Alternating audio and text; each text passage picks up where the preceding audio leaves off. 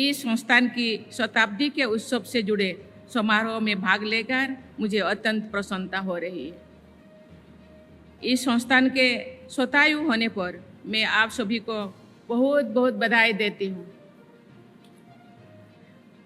मेरा झारखंड में विशेष लगाव है।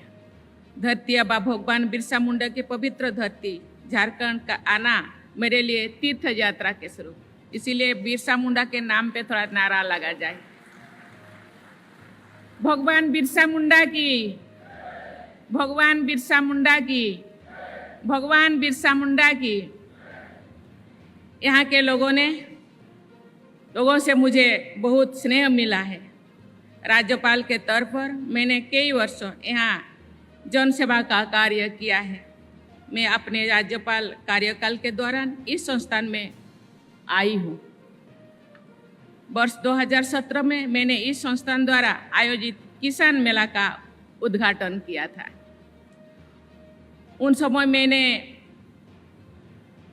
लाख उत्पादन में अच्छा कार्य कर रहे किसानों को सम्मानित भी किया था। उससे पहले भी मैं इस संस्थान की लेबोरेटरीज, रिसर्च फार्म और म्यूजियम में आई थी। उन समय में मुझे बताया गया था कि किसान कैसे लाख द्वारा कैसे लाभान्वित होते थे।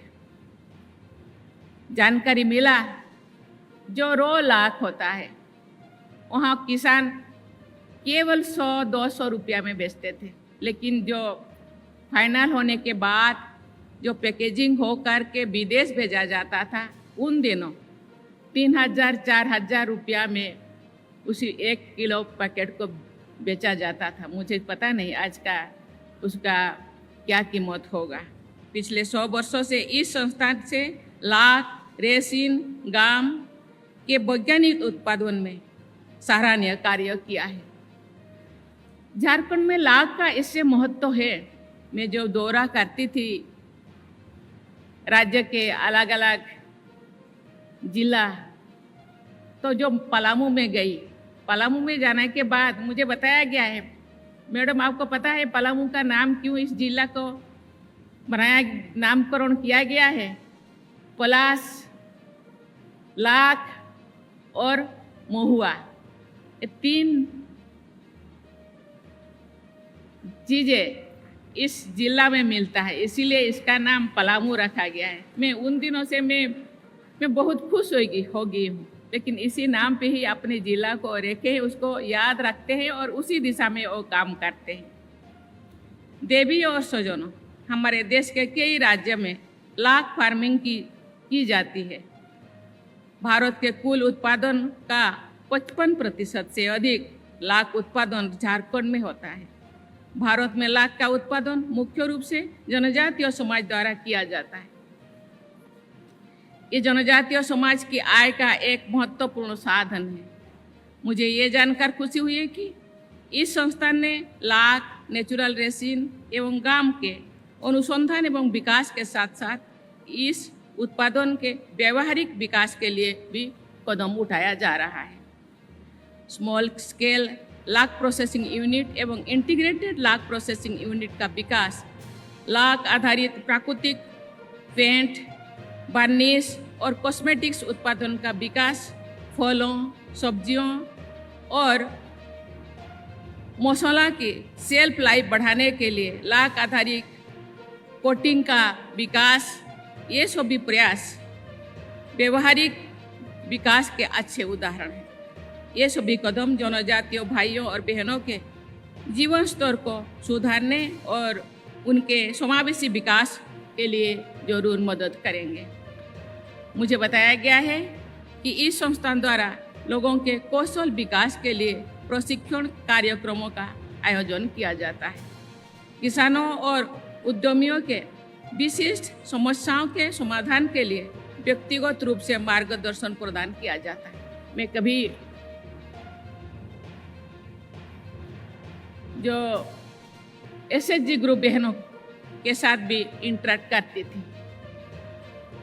बहुत सारे एसएचजी बहन धान खेती, लाख खेती के साथ साथ सब्जियां भी खेती करते थे। इसीलिए मैं यहाँ के अधिकारियों से मैं दरखास्त करना चाहती हूँ, आग्रह करना चाहती हूँ कि जो बहनें सब्जी उत्पादन करते हैं और रांची हो या कोई ऐसे आसपास के शहरों में लाते हैं, कभी कभी सब्जी खराब हो जाता है, उनको भी इस चीज़ को सिखाया जाए ताकि वो, क्योंकि यहाँ कोई स्टोरेज की व्यवस्था है कि नहीं मुझे पता नहीं, लेकिन वो बहुत दिन तक तो अपने सब्जियों को ताज़ा रख सकते हैं और अपना अच्छे मूल्य उनको मिल सकता है। मुझे ये जानकर खुशी हो रही है कि हाल ही में यहाँ प्रोसेसिंग एंड फूड इंजीनियरिंग तथा एग्रीकल्चर केमिकल के पोस्ट ग्रेजुएट स्तर के कोर्सेज शुरू किए गए हैं। मैं आशा करती हूँ कि ये पाठ्यक्रमों कृषि और खाद्य प्रसंस्करण के उत्कृष्ट विशेषज्ञों का निर्माण करेंगे। देवियों और स्वजनों, आज का दौर डिसरप्टिव टेक्नोलॉजीज का है। हमें इन टेक्नोलॉजी का लाभ उठाना है, साथ ही इनके दुष्प्रभाव से भी बचना है। एक खुशी की बात है कि इस संस्थान में automation and plant engineering division की स्थापना की गई है। ये division robotics, internet of things, artificial intelligence enabled equipment के विकास पर केंद्रित है। इस डिवीजन की स्थापना आपकी दूरदर्शी सोच का ही प्रमाण है। अभी भी ऐसे अनेक क्षेत्र हैं जिनमें हम और आगे जा सकते हैं। उदाहरण के लिए फार्मास्यूटिकल्स और कॉस्मेटिक्स इंडस्ट्रीज में उच्च स्तर के लाभ की मांग है। यदि भारतीय लाभ की गुणवत्ता, सप्लाई चेन और मार्केटिंग में सुधार किया जाए तो हमारे किसान देश विदेश में इसकी आपूर्ति कर सकते हैं और उन्हें बेहतर मूल्य मिल सकता है। देवियों और स्वजनों, आज हमारे किसान भाई बहन बड़ी संख्या में यहाँ पर उपस्थित हैं। अनेक किसान इस कार्यक्रम के साथ ऑनलाइन भी जुड़े हैं। हम सब जानते हैं कि हमारे देश में बहुत बड़ी जनसंख्या में खेती का आजीविका के ऊपर निर्भर करते हैं। सरकार द्वारा कृषि सुधार के लिए कई कदम उठाया गया है। गांव में कृषि आधारित उद्योगों का विस्तार किया जा रहा है। किसान उत्पादन संघ, एफपीओ और पैक्स जैसे सहकारी संगठनों का प्रसार किया जा रहा है। सरकार ने सहकारिता क्षेत्र में दुनिया की सबसे बड़ी भंडारण योजना पर काम शुरू कर लिया है। अंतर्राष्ट्रीय बाजार में मांग को ध्यान में रखते हुए सरकार प्राकृतिक खेती और इससे जुड़े उत्पादों की सप्लाई चेन को सशक्त कर रहे हैं। पीएम किसान सम्मान निधि के तहत किसानों को अपने छोटे खर्च पूरी करने के लिए वित्तीय सहायता प्रदान की जा रही है। पीएम किसान समुदाय केंद्रों के माध्यम से किसानों की विभिन्न जरूरतों को एक ही जगह पूरा किया जा रहा है, लेकिन अभी भी बहुत सी समस्याएं बनी हुई है। बहुत से किसान भाई बहन गरीबी से जीवन यापन कर रहे हैं। कृषि को लाभदायक उद्यम बनाने के साथ साथ 21वीं सदी से कृषि के समक्ष 3 अन्य बड़ी चुनौतियां हैं। खाद्य और पोषण सुरक्षा को बनाए रखना, संसाधनों का सस्टेनेबल यूज तथा जलवायु परिवर्तन। सेकेंडरी एग्रीकल्चर से जुड़ी गतिविधियां इन चुनौतियों का सामना करने में मदद कर सकता है।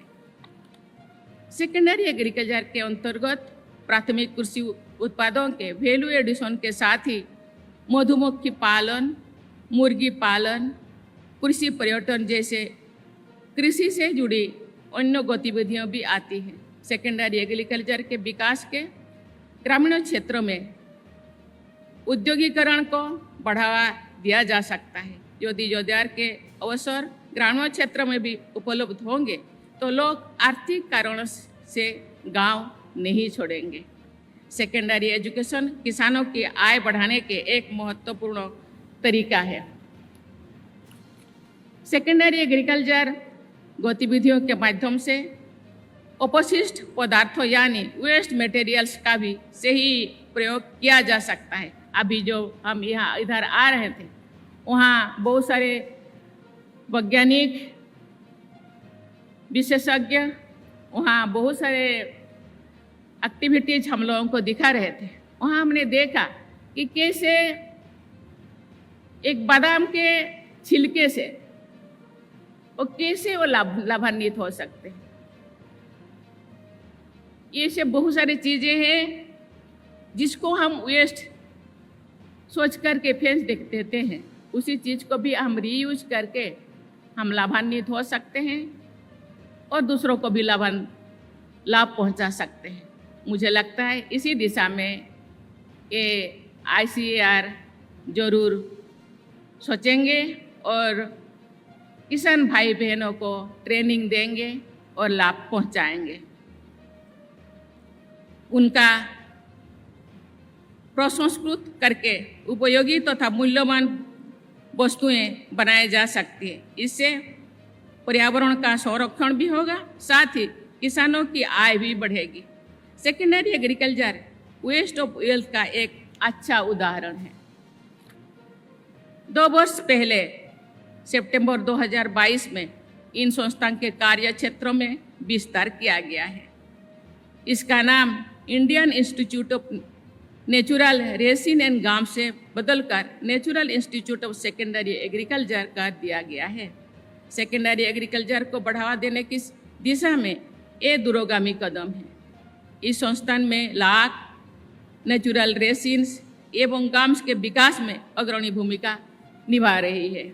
मैं आशा करती हूँ कि सेकेंडरी एग्रीकल्चर से संबंधित अन्य गतिविधियों में भी ये संस्थान अग्रणी भूमिका निभाएगा तथा भारत ही नहीं बल्कि विश्व स्तर पर उत्कृष्टता के नए आयाम स्थापित करेगा।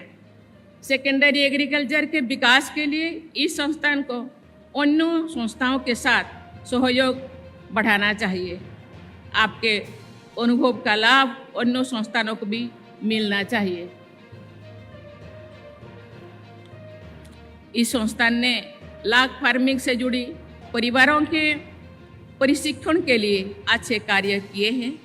आपको अपने व्यापक कार्य क्षेत्र के अनुसार सेकेंडरी एग्रीकल्चर में भी अधिक से अधिक लोगों को बेहतर प्रशिक्षण दिया जा सकता है। मैं सभी किसान भाई बहनों, संस्थान से जुड़े सभी लोगों तथा यहाँ उपस्थित अन्य सभी लोगों के स्वर्णिम भविष्य की कामना करती हूँ। इसी के साथ सभी किसान भाई बहन और यहाँ उपस्थित सभी महानुभावों को बहुत बहुत बधाई देती हूँ, धन्यवाद देती हूँ। जय हिंद, जय भारत, जोहार।